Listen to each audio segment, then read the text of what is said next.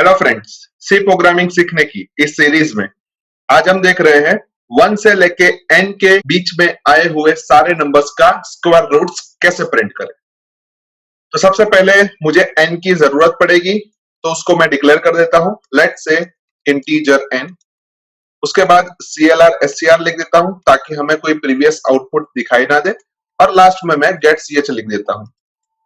अभी जो हमने n डिक्लेयर किया उसको हमें यूजर के पास से लेना होगा, और इसी वजह से मैं यहाँ पे एक प्रिंटफ स्टेटमेंट लिखता हूं, और उस प्रिंटफ स्टेटमेंट के अंदर सिंपल सा मैसेज छोड़ देता हूं, एंटर n। उसके बाद उसके अप्रोप्रिएट एक स्कैनफ स्टेटमेंट लिख देता हूं, और उस स्कैनफ स्टेटमेंट के अंदर मैं लिखता हूं %d एड्रेस ऑफ n। अभी सपोज n की वैल्यू हम एज्यूम करते हैं कि 5 है, यानी कि हमें 1 से लेके 5 तक के स्क्वायर रूट्स प्रिंट करने हैं। तो लेट्स से सबसे पहला हमारा नंबर होगा 1, उसके बाद 2, उसके बाद 3, उसके बाद 4 और उसके बाद 5। अभी 1 का स्क्वायर रूट हम देखें तो 1 होता है, 2 का स्क्वायर रूट हम देखें तो 1.414 होता है, 3 का स्क्वायर रूट हम देखें तो 1.732 होता है, 4 का स्क्वायर रूट देखें तो 2 होता है, और 5 का स्क्वायर रूट देखें तो 2.236 होता है।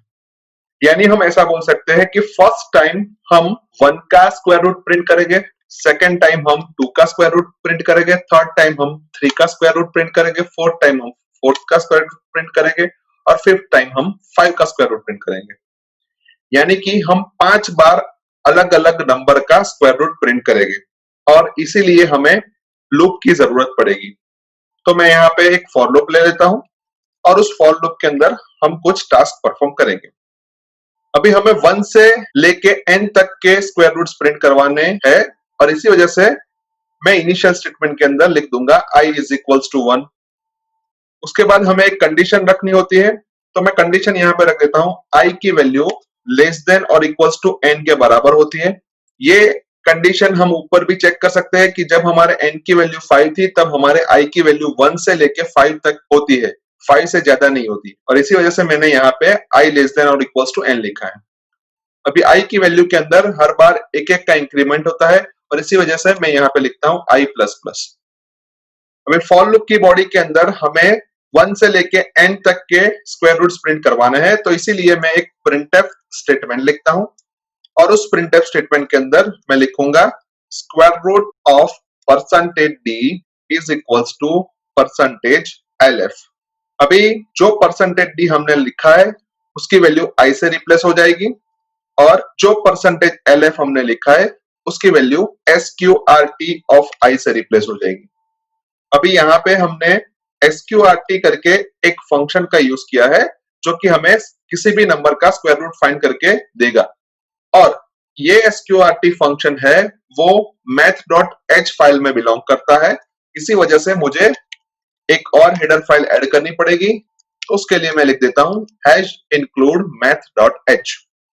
अभी फॉर लूप के अंदर हमने i का यूज किया है, उस i को मैंने डिक्लेयर नहीं किया, तो मैं उसको n के साथ डिक्लेयर कर देता हूं, लेट्स से i। अभी यहाँ पे जो हमने स्क्वायर रूट फंक्शन यूज किया है वो हमेशा डबल टाइप की वैल्यू रिटर्न करता है, और इसी वजह से यहाँ पे हमने %lf लिखा है।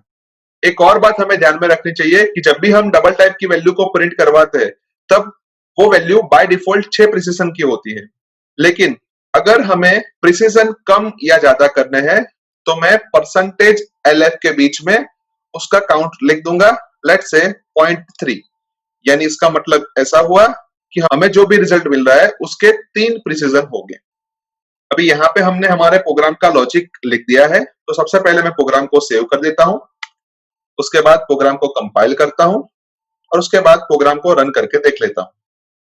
जहां पे मैं 5 इंसर्ट कर रहा हूं, और मुझे आउटपुट के तौर पे 1 से लेके 5 तक के स्क्वायर रूट्स मिल रहे हैं, लेकिन वो सभी एक ही लाइन में मिल रहे हैं। तो उसके लिए मैं यहाँ पे प्रिंटफ स्टेटमेंट के अंदर /n लिख देता हूं। अभी फिर से मैं प्रोग्राम को कंपाइल करता हूं, और प्रोग्राम को रन करके हम देख लेते हैं।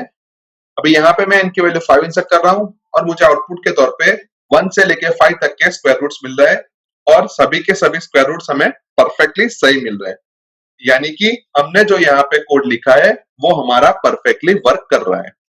एक और बार प्रोग्राम को रन करते हैं जहां पे मैं n की वैल्यू 3 इंसर्ट कर रहा हूं और मुझे 1 से लेके 3 तक के स्क्वायर रूट्स मिल रहे हैं जो कि परफेक्टली सही है। एक और बार प्रोग्राम को मैं रन करता हूं जहां पे मैं n की वैल्यू 10 इंसर्ट कर रहा हूं तो मुझे 1 से लेके 10 तक के स्क्वायर रूट्स आउटपुट के तौर पे मिल रहे हैं जो कि परफेक्टली सही है। अभी 1 से लेके 5 तक के स्क्वायर रूट्स हम ऑलरेडी देख चुके हैं, लेकिन 6 से लेके 10 तक के स्क्वायर रूट्स को हमने देखा नहीं है। लेकिन आप खुद उसको वेरीफाई करके चेक कर सकते हो कि हमें जो यहाँ पे 6 से लेके 10 तक के स्क्वायर रूट्स मिल रहे हैं वो सही मिल रहे हैं या नहीं मिल रहे हैं। सो इस प्रोग्राम के थ्रू आप इजीली 1 से लेके n तक के स्क्वायर रूट्स प्रिंट करवा सकते हो। आई होप कि आपको इस प्रोग्राम में अच्छी तरीके से समझ आ चुकी होगी। आज के वीडियो में बस इतना ही। नेक्स्ट वीडियो में फिर से मिलेंगे। Thank you very much.